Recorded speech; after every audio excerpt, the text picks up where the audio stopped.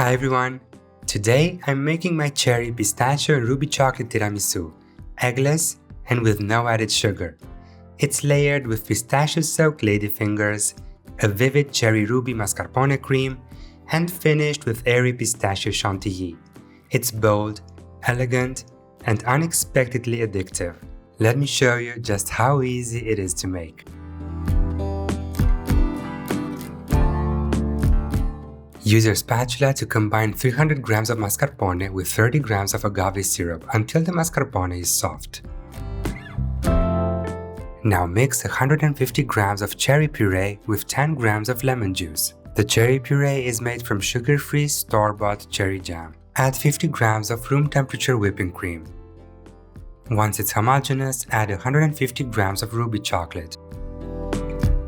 Stir the chocolate in and take the bowl to the microwave. Heat it in intervals, mixing between them until you obtain a beautiful, deep pink ruby ganache. Add 160 grams of this ganache to the soft mascarpone. Mix and fold until it's homogeneous.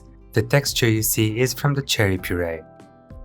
Now whip 160 grams of very cold whipping cream to a medium peak. Add all of the whipped cream to the mascarpone mixture at once and fold it in with the whisk. As soon as the cream is homogeneous, switch to a silicone spatula to scrape the sides and bottom of the bowl. And to get the big air bubbles out, massage the cream as I do here. It has such a beautiful, velvety texture, you're gonna love it. Add 10 grams of orange blossom water to 250 grams of pistachio milk. You can also use regular milk if you want to. Dip the store-bought ladyfingers on both sides in the pistachio milk. Arrange the soaked ladyfingers on the bottom of the ring to create the base layer, and then add half of the mascarpone cream. Level the cream with your spatula and then move on to the next layer. And until I do this, I'd really appreciate it if you give this video a thumbs up and subscribe to my channel. Thank you.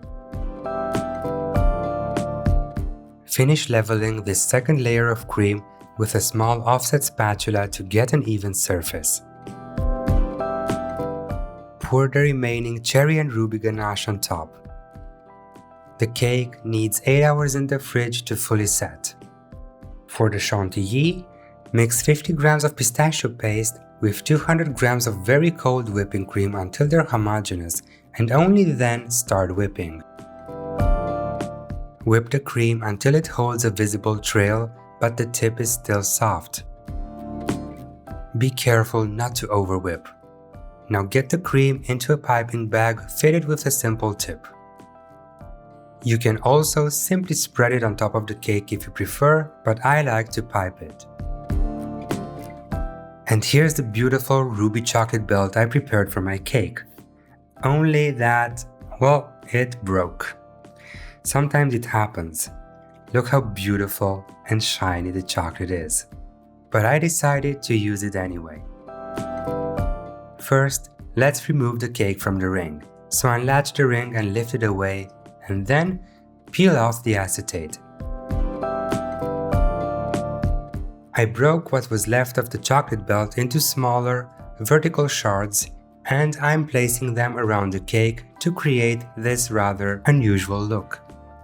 Now randomly pipe a few domes of cream on the surface of the cake and sprinkle pistachio powder over them. Now continue piping the cream until you cover the remaining surface. And this is how you create this beautiful contrast in texture and color. Slicing this cake feels like cutting into a cloud. And eating it is a beautiful experience. I really hope you're gonna make it yourselves. See you next time, dessert lovers!